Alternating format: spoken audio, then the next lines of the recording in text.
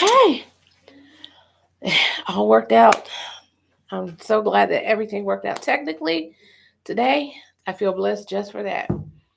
But thank you, everyone, once again, who has taken the time out of their schedule to join us in the room with a special agenda for our discussion that is important. And I just want to kind of get a few things off my chest.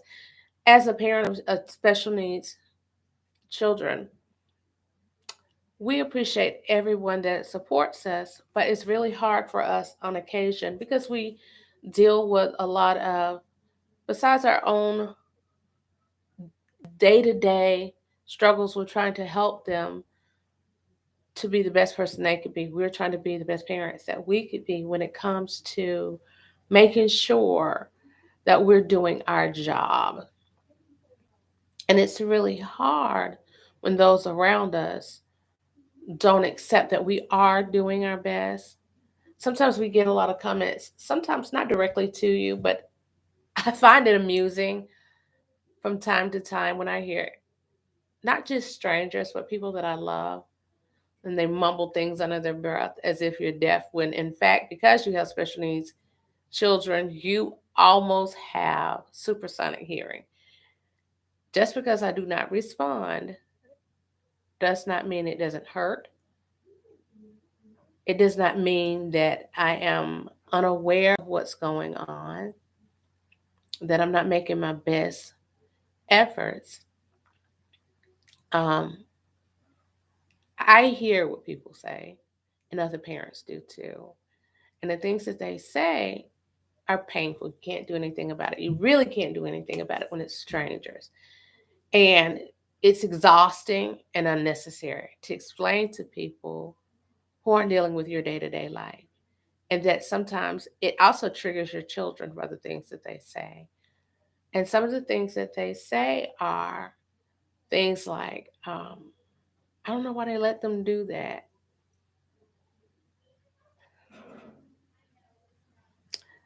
And I say that because people have a tendency to pass judgment in situations that they could, a day would make them melt. A day. And when they are sitting in a situation in which they're dealing with this without taking the time to find out any information in regards to, they don't know what your child's diagnosis are, or this adult that they're dealing with, even when it's family, even when it's a sibling. Sometimes their frustrations are that they want it to be easier for them because that person's behavior is agitating them. And they want, and I believe in my head because I want to believe the best, that that person will improve their behavior so it'll be less stressful. But attacking that person's character as if it is their character that is on the jury the jury stand is overwhelming to the person themselves if they understand what's going on, and to the parents, the caretakers of that individual. Because when it's a mental health issue, things change from day to day. So it's very hard to treat it. It's this, I'll liken it to this little game that they play at, it used to be a Chuck E. Cheese game. In other gaming places, they have it too, where you get a whole bunch of tickets if it goes around. It's a laser light or LED light. It goes around in a circle. It goes around in a circle. And you just have to hit it at the right time to get the right amount of tickets to get something. And the promise is high. It's a quarter to play it at Chuck E. Cheese when it was open. I hear they're opening them back up. But it's a quarter to play it, but the return is supposed to be really high. But only if you hit it at the proper time. Otherwise, you just spend a whole lot of time just hitting it and exhausting your resources. You will spend $20 to get 15 tickets. because you're not hitting it at the right time. Um, it's a similar situation when that person has developmental issues, whether it be they have intellectual issues or cognitive issues, are they autistic, are they somewhere on the spectrum, do they have ADHD, do they have schizophrenia, are they bipolar, and there's a list of other mental health issues that they can have. But without getting the proper help, and even when you do on your best day, it won't be easy. And you still have to navigate life, and they deserve the same opportunities as other people. Um, as a parent of someone, of children that have those issues, sometimes you feel almost overwhelmed. And I say almost because really you are, but it depends on the degree of which you are on one day. It can be 80% one day and 35 another. So you're struggling to get through the things that you have to leave the house for, the things you need to. You struggle with even giving them the privilege of going to the movies, to go places with you.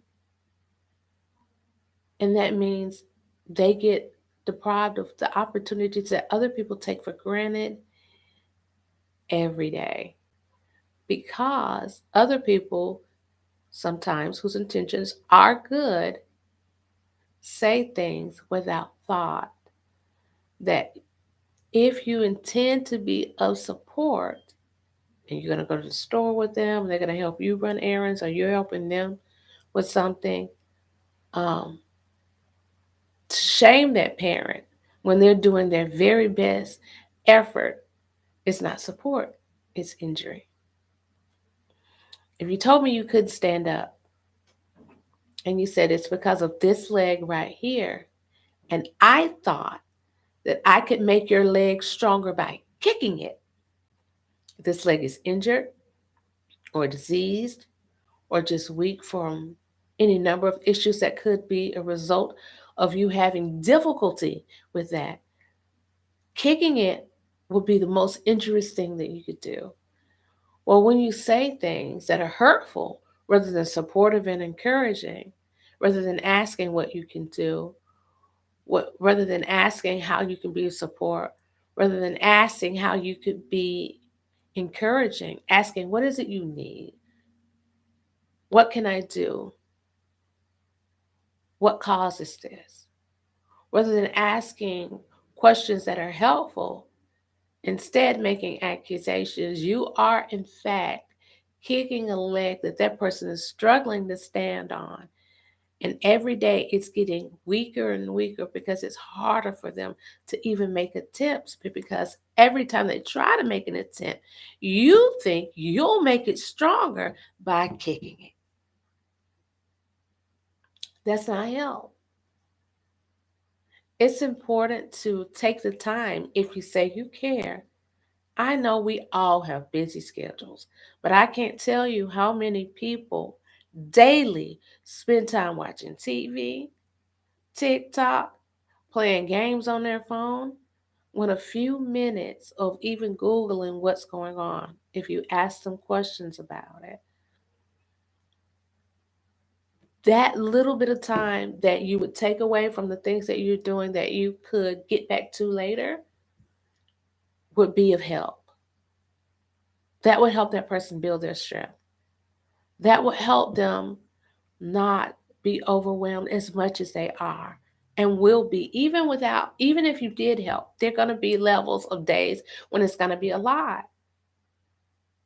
Sometimes people are scared to relinquish the control that they have because they're afraid that you'll experience what they experience and you won't know how to deal with it. Or maybe their child will get hurt. Because some children have a tendency to injure themselves when they get overwhelmed and they are autistic or have other mental health issues, or they'll run away. And people take for granted that when you inform them of things and they won't take the time to do, not even 2 seconds of Googling it or trying to take the time to look over the material that you've given them, um, there have been times when things have happened because they figure if they step in and you allow them to, they could fix it. They could make them stop behaving in that manner. I've had family members who I loved a great deal say things like that. We had an incident where our daughter was 3.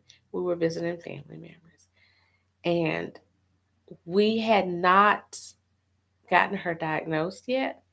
But I knew as her mother, I don't know how to explain it, but I knew from the time that she was born and looking at her that something was amiss. I knew she was a beautiful child, and people kept saying that to me. But looking at her, I could just tell that developmentally something wasn't okay. But going back to what I was talking about, having that knowledge in my mind and not being able to express that to other people and them not recognizing that we were visiting family members and she kept knocking over their Christmas tree. She did not mean to, she did not understand. We kept taking her away from it, and we had already corrected her and disciplined her to our ability. And I think that they assumed that we were supposed to beat our child to death for the benefit of what they thought. And they kept saying, and there were other things that she was doing, not just that. And they were so agitated. I understood about the tree, but in general, just her not behaving as their child, who was, I want to say, 7 months older. Yeah, 7 months older than her. And the father said, "Why are you all letting her do that?" And he felt that he needed to take us aside and talk to us about it. And in some ways, I appreciated his thought, but I also knew, and my husband knew at that point, something was going on with her. Um, and even at that point, we made a decision that, and we didn't want to distance ourselves, but I understood that they didn't want to be dealing with that. So she wasn't able to be close to their children because they didn't understand. And nothing I was saying was giving them any clarity. All they thought that we were bad parents. And so it was so painful. So we decided at that point that we needed to leave right then. And I just decided that it would be best so that they wouldn't feel traumatized or triggered in their own right. Because everyone has a right to decide what they want to experience in your company, whatever that may be. So, for the well being of all involved, we started to slowly become reclusive. It wasn't intentional, it just kind of started to happen because we heard the whispers.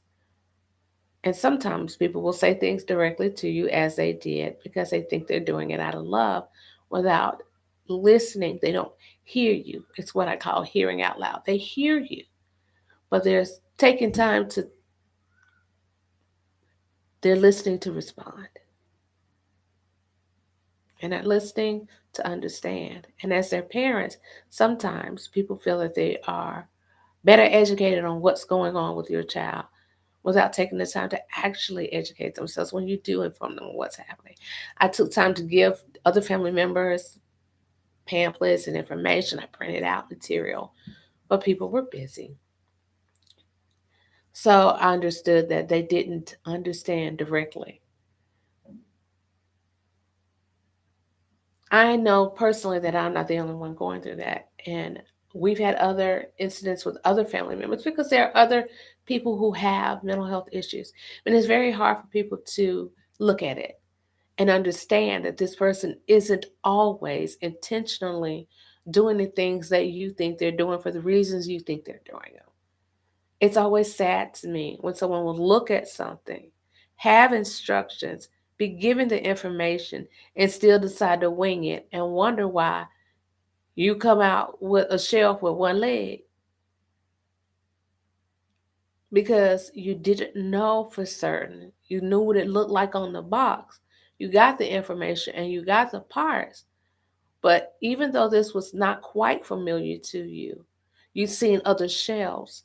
But this particular one needed you to take the time to look over the instructions so you can do a good job. When you are attempting to be supportive of people and you see that they're going to they're taking them different places, and they put them on medication, and they're doing all that they know to do personally, what they don't need is you to kick that weak leg. What they need is you to take the time to decide that you will read the material that they provide, or take a few minutes to Google it to understand, to hear, even possibly go with them to those therapies so you can ask the doctor questions. You're not asking people to be invested in your life as you are day to day. It is time consuming, it is effort. But in an act of love, you would take the time to get a little information, if not to not just hurt them, to make sure that you don't hurt that child either. Because many times they understand a lot of what's being said. My children have told me regularly that they know that they're different. They've even told me when other people didn't want to spend time with them, and when that they recognize it themselves. We don't want to also, as the ones who are the caretakers of these different individuals, whether it be our child, a brother, or sister, or other individuals, we want to make sure that we don't shame the ones that are trying to be of assistance to us. Also, you don't want to make them feel stupid or not helpful. You don't want to have angry outbursts, even though you are overwhelmed in that moment. We also have to be careful that we are not shaming our mates, because sometimes you're not going to always be on the same page, and everybody can't bear the same burden. And I don't say burden in the sense that they are burden. I mean the same issues. They can't deal with things the same. Everybody can't deal with the same weight. That's why it comes in different increments. When you go to the gym, you start out, if you plan to lift weights, it starts out very small and it goes up for those who are building up to that. So it's going to be a similar situation when it comes to learning to deal with it. The person who has that responsibility on a day-to-day basis to cope with that, they may be struggling, but the other may not be able to deal with it as much, because we all have a different continence, we all have a different awareness, we all have a different ability or gift. Some people are gifted in patience. A woodpecker could peck them on their forehead and they will keep standing there to save that bird, and they say, I'll get them off in a minute. And some people can't take it flying near them, even if they don't think it's going to land on them. Everybody isn't built the same. But how we do that is we take the time to, if nothing but let that person vent sometimes. So if you want to be supportive, make sure you don't try to make that person feel horrible, because the suicide rate for parents who are dealing with a lot of pressure, and with children or maids or family members that they are caretakers for, is high. There are many people who are deeply depressed and dealing with it. And everybody that's smiling isn't smiling inside. Sometimes they are wearing a mask so that they don't bother others. Because sometimes the people that ask you how you're doing don't appear to really want to hear how you're doing, because they don't want their day to be interrupted. And you have to know that sometimes that's not your village, that's not your support. You may have to find it for someone else, but don't be upset if they can't be, because everybody can't lift the same way.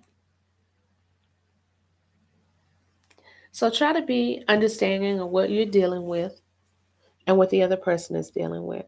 Not take it personally. They may be able to help you more later as time goes on. They may not be able to help you at all. But make sure that you, if you're not capable of being helpful, try not to be hurtful. Thank you all so much for joining me in the room with a special agenda. I love you guys. Try to be kind to each other and loving, even if you don't feel like you're getting it back, because kindness is a choice. You all have a wonderful evening. Thank you again, guys. Good night.